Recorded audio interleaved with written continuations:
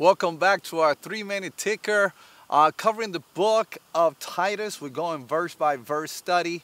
And I want you to go to verse 13 of chapter 1 of the book of Titus. Look at what he said. This testimony is true. For this reason, reprove them severely so they may be sound in the faith. Paul is saying, listen, you're going to have people going to infiltrate the church. And as leaders, as ministers, and church people, we must guard the doctrines of the church, because doctrine will determine people's destiny. Doctrine is going to determine people's behavior. How you think is going to determine how people act. So he says, listen, this testimony I'm telling you is true, and you got to severely, he says, reprove them severely. That word in the Greek means to cut with a knife.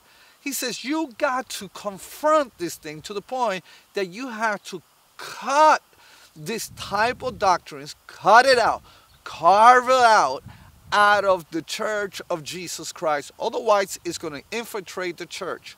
We are guardians of the truth.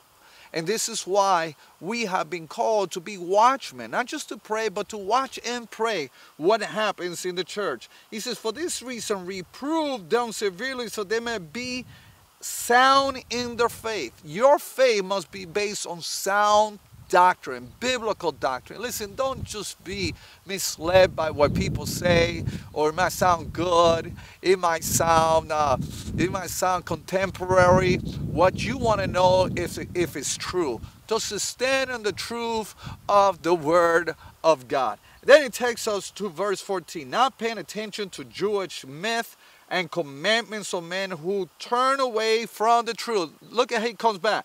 Turning away from the truth. Who is he talking about? These rebellious men. Why they're rebellious? Because they're turning away from the truth. They're not aligning themselves with what God has said through his word.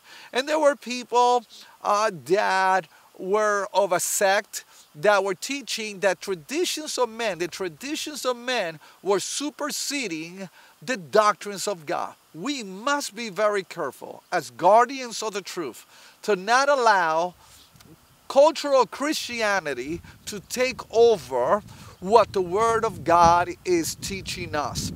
Whenever we set man's rules, man's way, it might even sound good. It might even sound even practical, but if it supersedes the Word of God, is annulling the Word of God, and then we are out of the will of God, because the Word of God is the will of God, and the will of God is the Word of God. So what the Bible is telling us, listen, if you're going to be the leader, not only you must have emotional stability, you must have doctrinal stability, and part of being doctrinally stable is not to tolerate the type of false teaching. Well, can't wait for the next verses, because we're going to cover something very exciting as we move forward through the book of Titus. God bless you, and let this be the best day of your life.